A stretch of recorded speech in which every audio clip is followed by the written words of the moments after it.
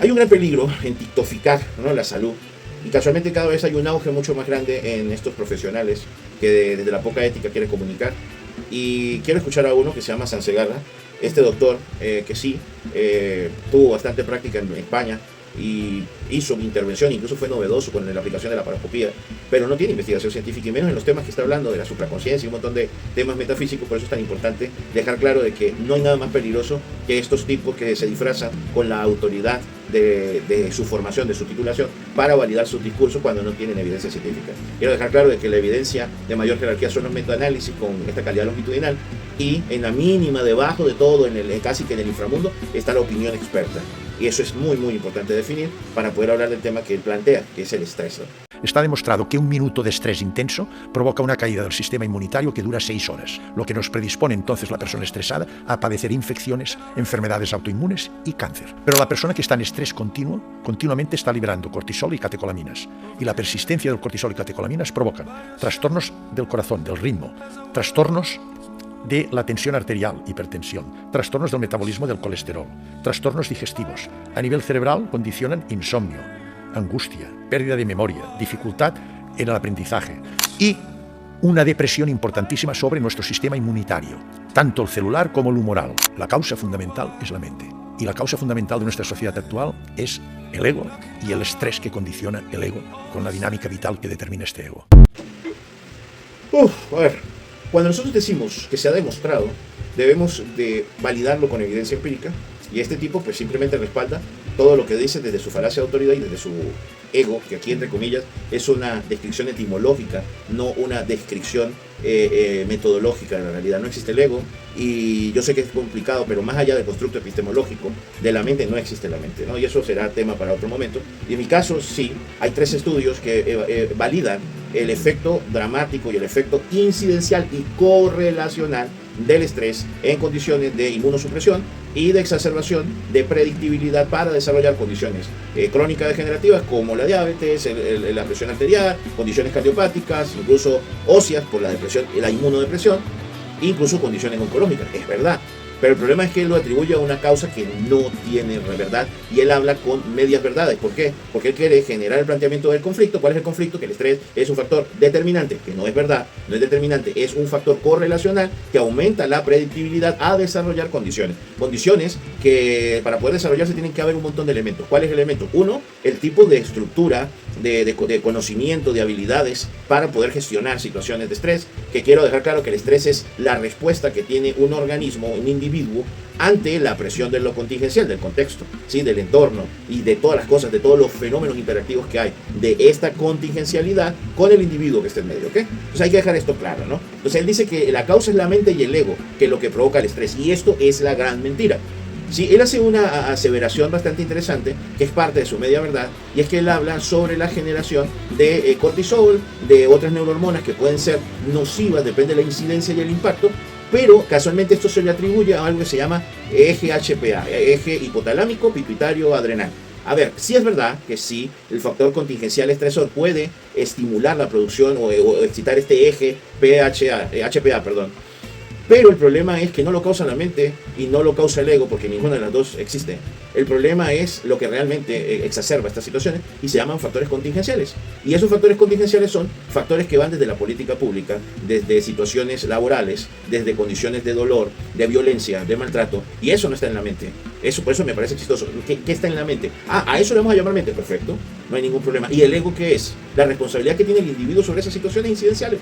¿Cómo un ser humano puede controlar que haya una crisis fiscal, una crisis financiera en un país y por eso termina siendo despedido? ¿Quién controla la inflación de un país? ¿Quién controla el PIB de un país? ¿Quién controla la accesibilidad, la disponibilidad y la calidad de los servicios sanitarios? ¿Quién controla que un familiar viva una situación de salud? ¿Quién controla las habilidades que nosotros fuimos desarrollando en nuestra infancia? Incluso el estar frente a situaciones adversas que no podíamos controlar siendo menores de edad, y aún así fuimos impactados, y de alguna u otra manera eso nos desensibilizó y nos generó una condición adaptativa que nos impide desarrollar una respuesta ante factores estresores de manera eficaz. ¿Quién controla eso? Y el problema de este discurso es que utiliza la media verdad. El problema de este discurso es que él quiere brindar a través de su práctica pseudoterapéutica, de la metafísica, de la supraconsciencia, que es a lo que se ha dedicado últimamente, que no tiene evidencia científica. Él quiere resolver el ego y la mente con esta respuesta, quiere venderles, quiere mercantilizar la causa del sufrimiento, la causa de todos estos factores de predictibilidad que generan estrés. Pero lo que genera estrés, él no lo puede resolver con su supraconsciencia, con su estupidez. ¿Por qué? Porque casualmente estos factores contingenciales, que son altamente incidenciales, corresponden a la política pública y a la salud pública y a la gestión sanitaria, ¿vale? Ahora, ¿qué queda por parte de nosotros? Pues sí, hay unos elementos y unas habilidades que pudiéramos desarrollar, pero que lo que debemos desarrollar no es genérico. Cada individuo necesita aprender una serie de habilidades para poder corresponder a su factor contingencial de una u otra manera. Y aún así, profesionales que utilizamos herramientas validadas en evidencia, psicología basada en evidencia, sean desde tipo contextual, cognitiva y específicamente en mi caso las conductuales, desde el análisis funcional de la conducta y desde los análisis contingenciales de la conducta, aún así nosotros vamos a estar impedidos porque hay factores de primer orden que no podemos manejar, como las condiciones de predictibilidad biológica. Hay personas que están más predispuestas a desarrollar una serie de situaciones oncológicas o una predisposición a desarrollar los problemas cardiopáticos por una cuestión de expresión hereditaria, epigenética, que por supuesto también están exacerbados por los hábitos y los factores contingenciales. La cultura, la historia, el tipo de raza. Y este discurso me molesta muchísimo porque despolitiza la responsabilidad de este factor estresor, de esta diatesis de estrés, con las políticas públicas, porque culpabiliza solo al individuo y le hace pensar que es él el culpable de tener una condición de salud, al igual que todos estos charlatanes como la biodecodificación y las constelaciones, porque le explican al paciente, le explican al individuo que ellos son los que causaron el problema y que ellos pueden remediarlo haciendo un cambio de percepción, y eso sí no funciona.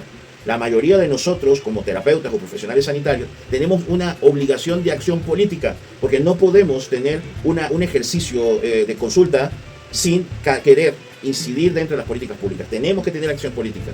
¿Por qué? Porque la mayoría de nuestros consultantes van a venir a nosotros con un montón de situaciones laborales, con unas situaciones de accesibilidad a ciertas situaciones, mujeres que están sufriendo abusos sistematizados por la sexualización, la cosificación, es decir, el menosprecio del discurso colectivo, ¿vale? El estar expuestas a situaciones de vulnerabilidad, ¿sí? El estar expuestas a un montón de factores, o incluso vivir sistemáticamente el abuso sexual y no poder sentirse resguardadas por las políticas públicas, porque desafortunadamente los protocolos de atención en materia de abuso sexual en la mujer adulta no busca ayudar en el acompañamiento y la protección de la integridad física, sino que por lo general, por el desconocimiento de estos funcionarios, terminan generando una revictimización.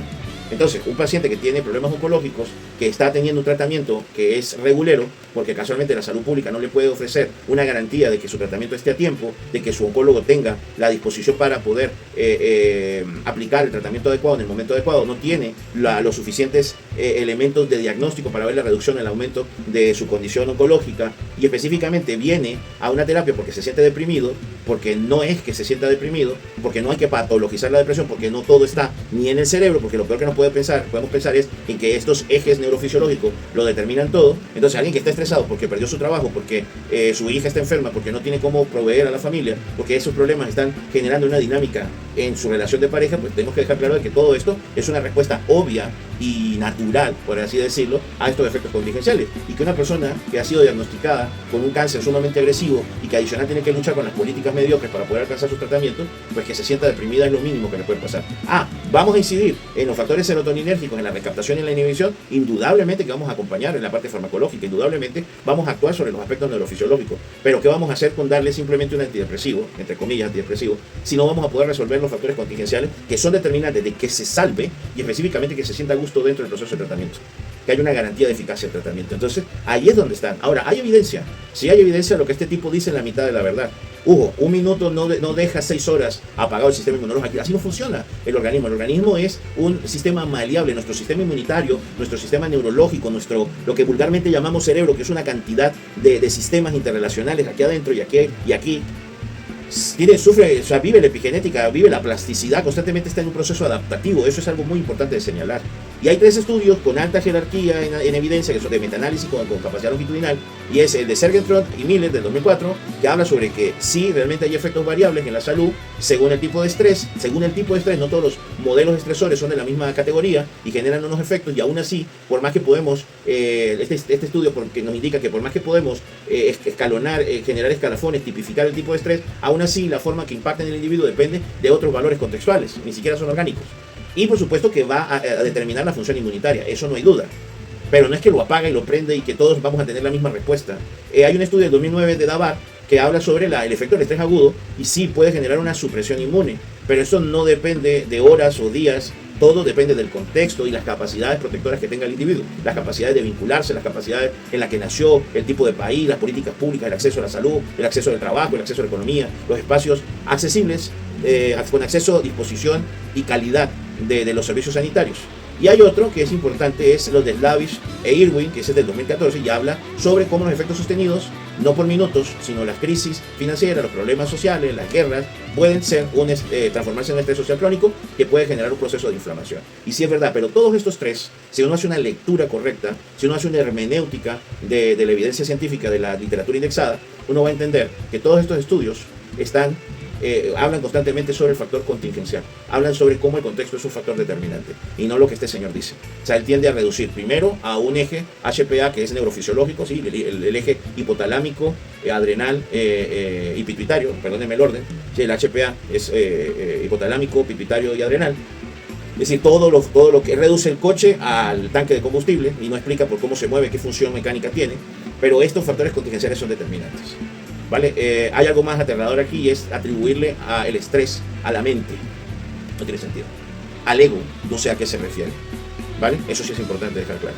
Entonces, lo que sí quería explicar es a qué corresponde el estrés. Y el estrés es la respuesta normal, es la respuesta natural de un individuo a un factor que le abruma, que le presiona y que él no tiene ni las habilidades ni la capacidad para poder liberarse de él o poder cortar la interacción. ¿Vale? Y eso es normal. Ahora, lo peligroso de este discurso de Khan Segarra, que es un charlatán, es como despolitiza la salud, atribuyendo la culpa a la persona. Y el segundo problema es que reduce al individuo a una condición que no tiene evidencia de la supraconsciencia como una solución. Y lo peor de todo es reducir a un simplemente función orgánica al individuo. No es así. Los factores contingenciales son determinantes, porque los factores contingenciales, aunque no lo creamos, también son de tipo biológico. Solo que hay dificultad para poderlos medir.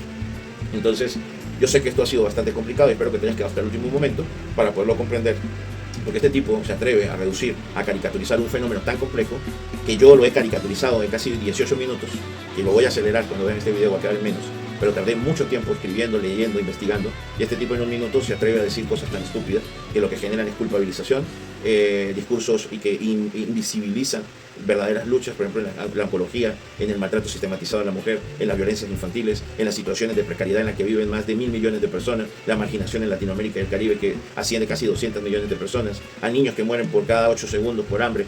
Esas son las grandes problemáticas de estos discursos que parecen ser motivacionales, que parecen ser buenos, pero no sirven. O sea, no hay nada más peligroso que un pendejo guiado por sus buenas intenciones, pero este señor sí sabe lo que está diciendo y debería hacerse responsable de lo que dice. Y nosotros deberíamos entender que para poder comprender cosas muchas veces necesitamos profundizar, en este caso al menos leer la evidencia científica y recordar que la evidencia no es lo que sale de la boca del profesional. En mi caso, todo lo que acabo de decir lo voy a respaldar dentro de los comentarios con una referencia sumamente robusta para que usted, si quiere contradecirme, la evidencia. Un abrazo.